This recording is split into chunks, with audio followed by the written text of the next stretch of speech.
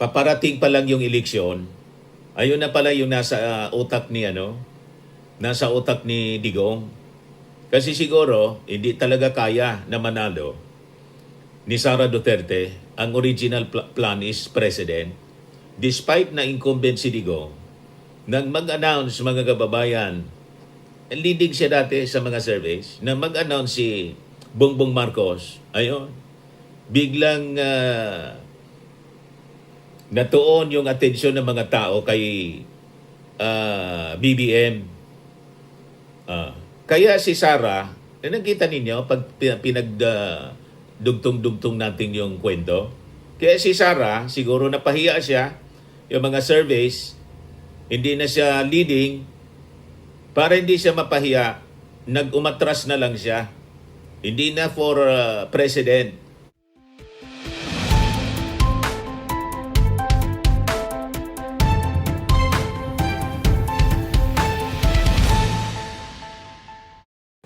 Hello po mga kababayan, si Dante Maravillas. Taranta na po yung kampo ng mga Duterte kasi hindi nila napigil ang impeachment proceeding sa Congress. Yung Supreme Court hindi po nag-issue ng TRO, pati po yung Quezon City RTC na nagpetisyon si Man Scarpio, asawa ni Sara, para pigilin yung paglabas ng mga dokumento para sa SALN. Wala man pong TRO. Kaya todo propaganda mga kababayan, yung kanilang mga kaalyado. Ayan post po ni Robin Padilla. Politika there, politika here, politika everywhere. Only in the Philippines. Ay, kabayang Robin, sino kausap mo? Sarili mo? Kayo itong walang tigil sa politika. And in fact, full blast na kayo sa kampanya. Di ba ni-launch ninyo yung raids after na i-turn over mo kay Basti Duterte yung panguluhan sa PDP Laban? At doon sa raid sa coalition meeting sa Club Filipino, nag-utos na yung papalit kay Sara pag na-convict si Sara sa impeachment trial. Si Baste, nag-utos na sa mga leaders na simulan na yung kampanya. Kasi alam naman ninyo, nag-announce na si Sara Duterte. So, kayo yung malinaw na walang tigil sa politika, napakatagal pa ng eleksyon, more than 2 years pa. Pero si Sara Duterte, nag-announce na natatakbo siya. Siya pa man lang yung nag-announce. Wala ni isa, mga kababayan, sa mga may plano din. Kumbaga may plano. Siyempre, may plano. Pero, wala pang nag-declare na tatakbo sa pagka-presidente. Si Sara pa lang. So, itong statement po ninyo na politika here, politika there, politika everywhere, only in the Philippines. Kayo po yon, malinaw na kayo, yung kampo ninyo ang walang tigil sa politika. Puro politika.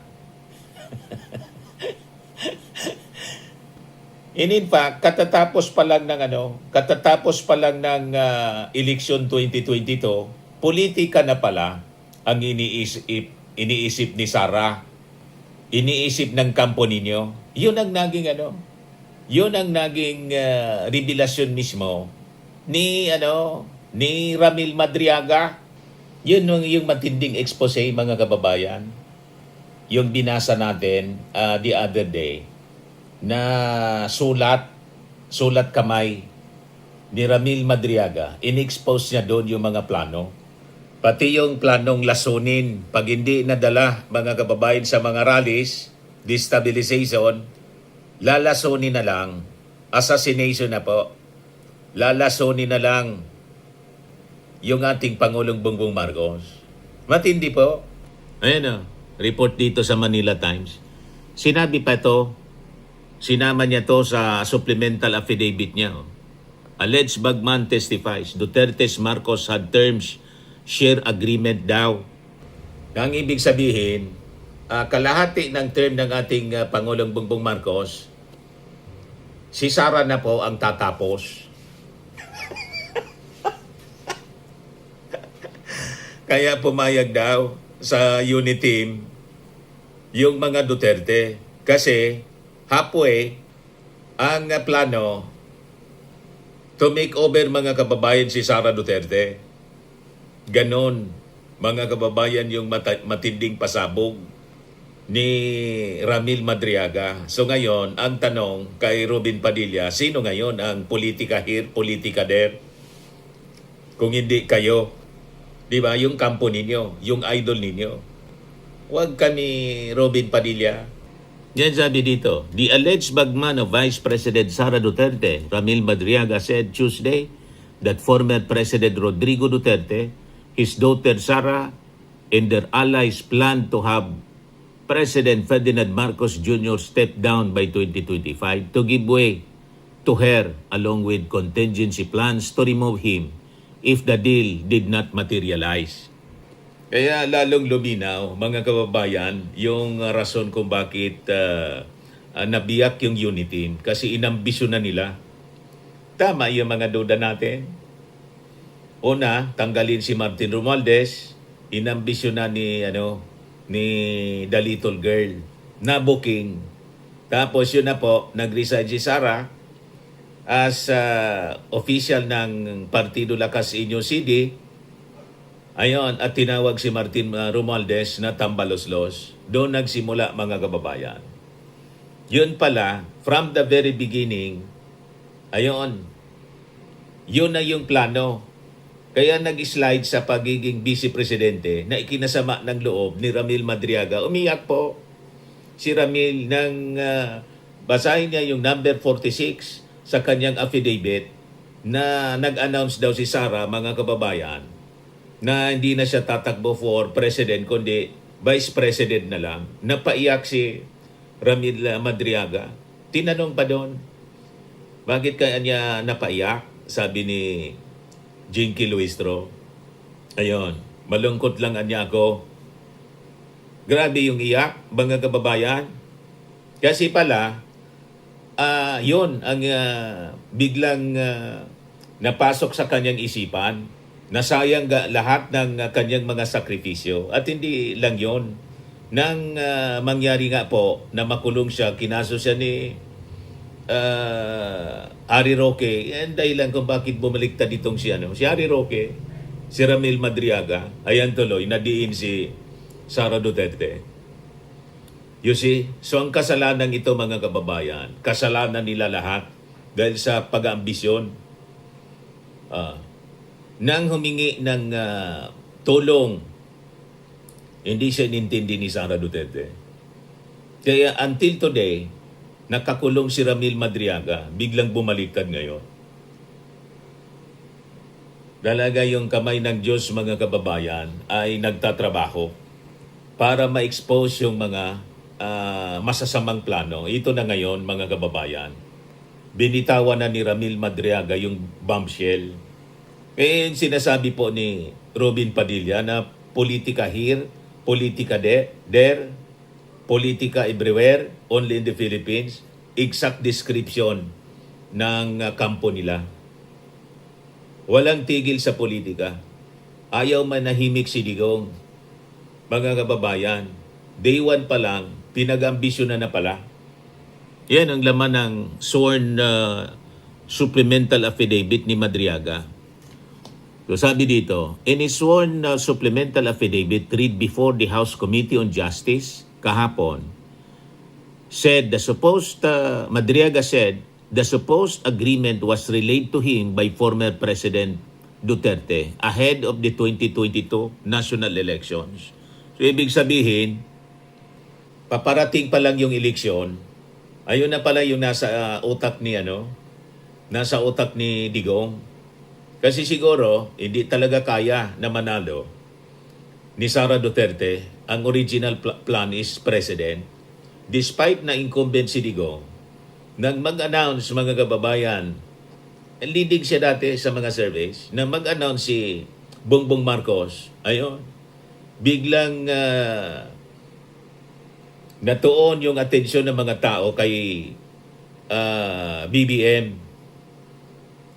Kaya si Sara, nakita ninyo pag pinagdugtong-dugtong natin yung kwento. Kaya si Sara, siguro napahiya siya, yung mga surveys, hindi na siya leading, para hindi siya mapahiya, nag-umatras na lang siya. Hindi na for president. Ang unang ginawa ni Sara, mga kababayan, nag-file siya for mayor ng Davao. Then later on, nagkausap sila ni Amy Marcos, pumayag mga kababayan si Sara na tumakbo bilang vice-presidente. Pero ang nasa likod pala ng isipan, kaya pumayag si Sara, ayun na, may plano yung kanyang tatay na i-take over halfway yung presidency. So yun ang lumalabas na kwento mga kababayan. Kung hindi pumayag sa sa gusto, hindi madala sa santong dasalan, santong paspasan, kaya sila gumawa ng mga pag-atake, paninira sa ating Pangulo, destabilization, di ba? At worse mga kababayan, pati pala assassination. Sa pamamagitan mga kababayan ng paglason or otherwise, kung anong pamamaraan, basta yung objective ma-achieve. Yan ang sabi ni Madriaga sa kanyang supplemental affidavit. So sabi dito, ito yung laman ng sulat na binasa natin the other day. Sometime in November 2021, PRRD mentioned to me that Ferdinand Bongbong Marcos Jr. will run for president while Sara will serve as his running mate. Madriaga said, referring to the former president by the initials PRRD. PRRD added that a few months ago, BBM and Senator Amy visited him to discuss a possible alliance in the 2022 national elections. During this meeting, BBM was able to convince PRRD to have Sara as vice president. However, they also agreed that by 2025, BBM will voluntarily step down to give way for a Sara presidency. Papayag ba yung ganon, mga kababayan, yung ating Pangulo, na halfway ng kanyang presidency, mag-step down? Baka inassume lang mga kababayan ni Digong. Kasi nga po, talagang assuming, pero papayag sa ganon yung ating Pangulong Bongbong Marcos na mag-agree. Malamang sinabi lang nila yon, pero hindi nag-agree na nahimik na lang yung ating Pangulong Bongbong Marcos. Siyempre, election yun eh. Nung hindi magsalita yung ating Pangulo, binasa nila yon.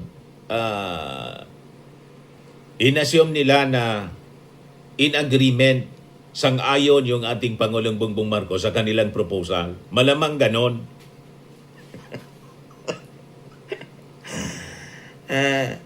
Di ba? At yun din, mga kababayan, yung paniwala ni Sara Duterte, kasi yung tatay niya, yung nagsabi, pumayag na niya.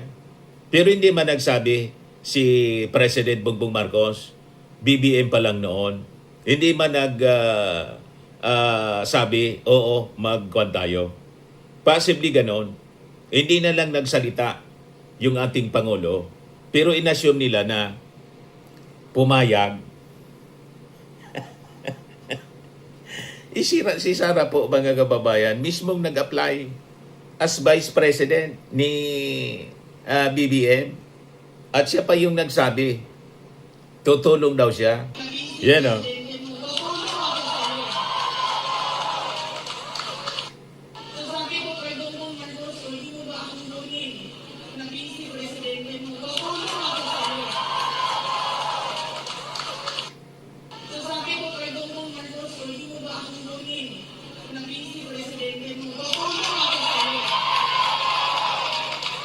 Malamang gano'n na nangyari, mga kababayan. Inassume ni Digong.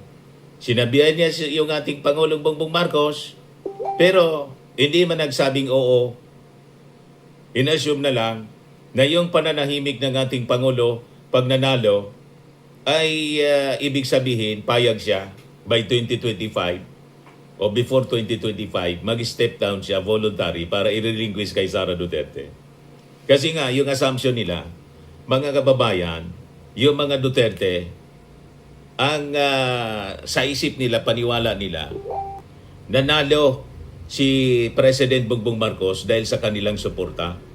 Sabi nga natin mga kababayan, baliktad, yung Duterte ang dapat magtanaw ng loob sa mga Marcos kasi si Digong hindi mananalo sa pagkapangulo noong 2016 kung hindi siya sinuport ng Marcos supporters.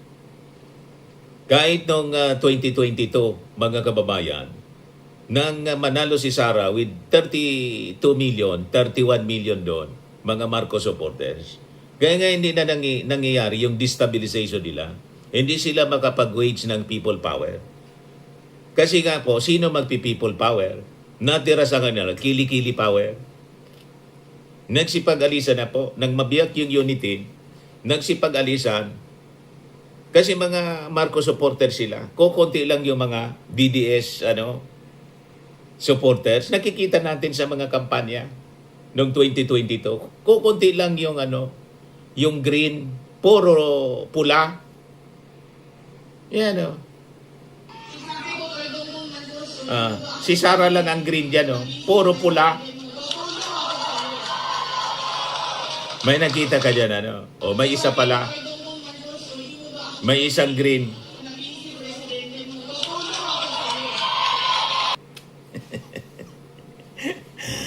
Yun ang katotohanan mga kababayan. Kaya pala sila galit na galit kasi inassume nila na bababa sa pwesto yung ating Pangulong Bongbong Marcos last year. Kaya in-intensify nila nang makita nila mga kababayan na hindi niya tumupad sa agreement. Inassume kasi nila na nakipag-agree. Ngayon, sabi dito sa balita, the palace spokesman, Undersecretary si Yossi Castro said they would issue a statement addressing Madriaga's account ngayong araw na to, Wednesday. So, abangan natin mamaya. Madriaga alleged the objective of the team sharing engagement was to allow Sara Duterte to assume the presidency early while remaining eligible to run in 2028. Gusto gayahin mga kababayan si GMA na nakapag-serve ng more than 6 years.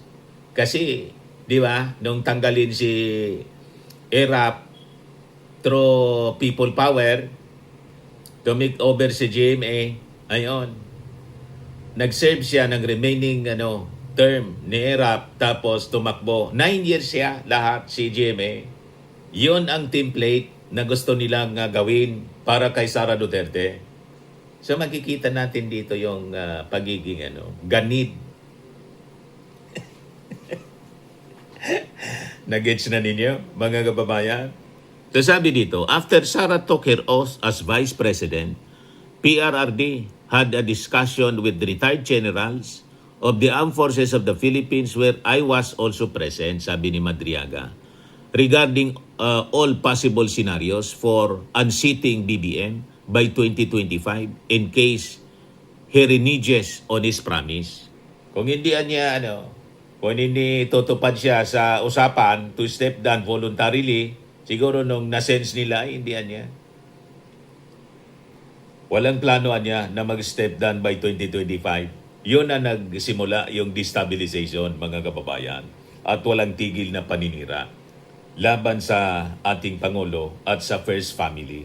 Nag-intensify na yung issue sa pulburon, bangag-bangag. Until today, yun ang ginagawa nila. May nag-file ng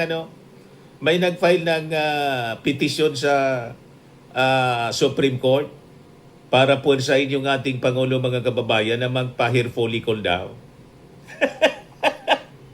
Ganon katindi. At dapat daw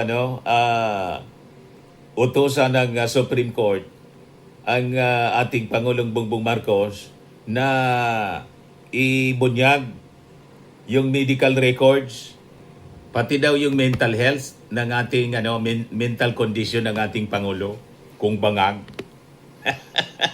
Ayan SC asked to compel ES Recto to disclose PBBM's true state of physical mental health. Ganon katindi sila, kadesidido. Sabi dito sa report ng Manila Bulletin, the petition for a writ of mandamus was filed by the United People's Initiative, UPI, a coalition composed of retired military officers, religious groups, and civil society members. Ito yung mga gustong to make over sa Palasyo Malacanang, lumusog mga kababayan base sa plano. It was received by the Supreme Court last April 10. It was not known as of posting time if it will be taken up during the High Court's full court session on Wednesday, ngayong araw na to. A writ of mandamus is a directive to a government official, agency, or corporation to perform a mandatory duty that they have neglected or refused to perform. The petitioner cited Section 12, Article 7 of the Constitution, which states, in case of serious illness, pinagpipilitan nila na may seryosong sakit yung ating Pangulo. Nag-jumping jack nga po at tumakbo. Nag-jogging po. Yung mga reporters nga, hirap na habulin yung ating Pangulo. Di ba? So, shall not be denied access to the President during such illness. They told the Supreme Court that the disclosure of the President's state of health is grounded on the principles of public accountability, the people's right to information, and the requirement that the President must at all times be capable of performing the functions of his office. To prove he is healthy physically and mentally, the President on Monday, April 13, executed some jumping jacks on JP Laure Street before entering Gate 3 of Malacanang Palace in Manila for a press conference. Napakalakas na ng ating Pangulong Bongbong Marcos, malakas pa sa kalabaw. Pinagpipilitan nila mga kababayan para iupo na si Sara Duterte. Kasi nga po, yung mga kaalyado nila ay na-expose sa flood control corruption. Kaya nila ito ginagawa. Ay wag tayong pauuto mga kababayan sa kanila.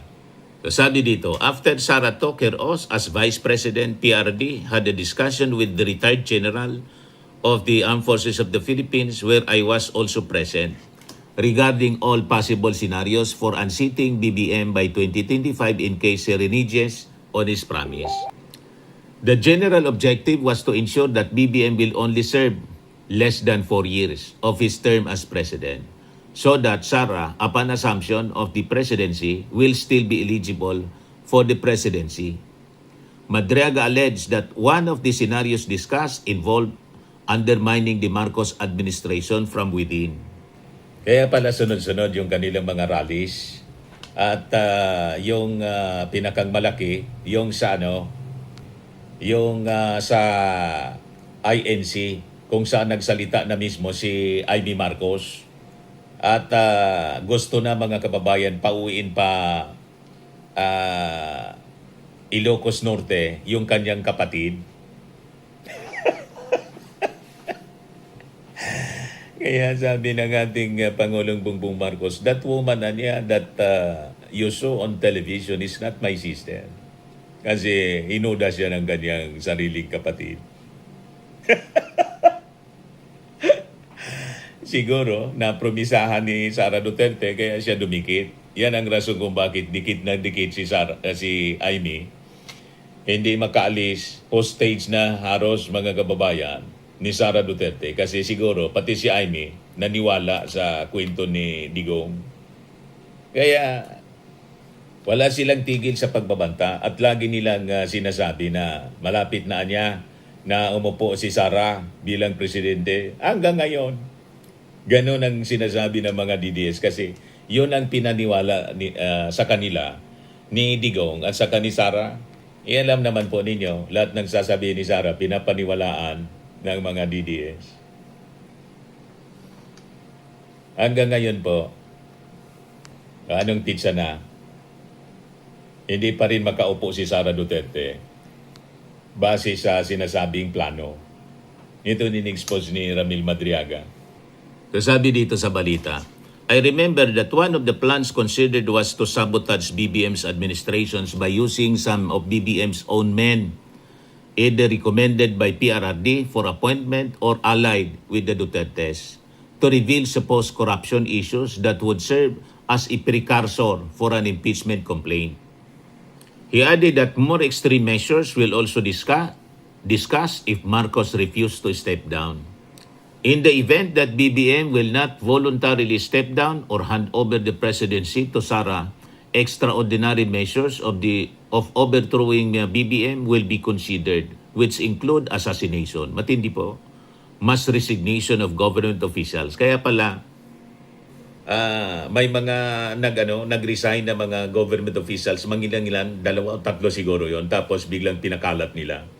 Mga tao man lang pala nila yon. Para palabasin, nag-withdraw na ng support yung mga officials. Sabay-sabay na nagre-resign. 2-3 lang yata yon. Hindi umobra yung kanilang drama, civil disobedience, and even an armed assault of Malacanang Palace. Lahat ito nangyari na, di ba? Kaya binarikadahan yung Palasyo Malacanang. Kasi may mga grupo, yung grupo ni Sabit, gustong lumusob sa Palasyo Malacanang. Remember, yung mga rallies? Gusto nilang i-hijack yung rally ng civil society, ng church. Hindi pumayag yung simbahan, mga kababayan. Di ba yung instruction ng bishop? Ano sabi doon, mga kababayan? Yung mga rallies, walaan niyang mananawagan ng Marcos resign. Bawal dito. Gustong i-infiltrate, mga kababayan, i-hijack na mga DDS na mangilan-ilan lang.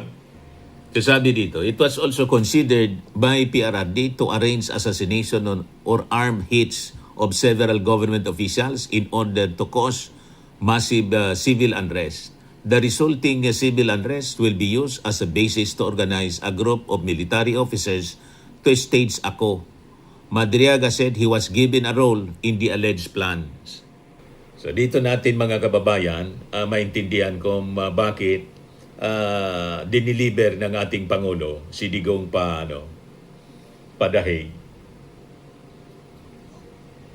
Justified yung aksyon, mga kababayan, ng ating Pangulo.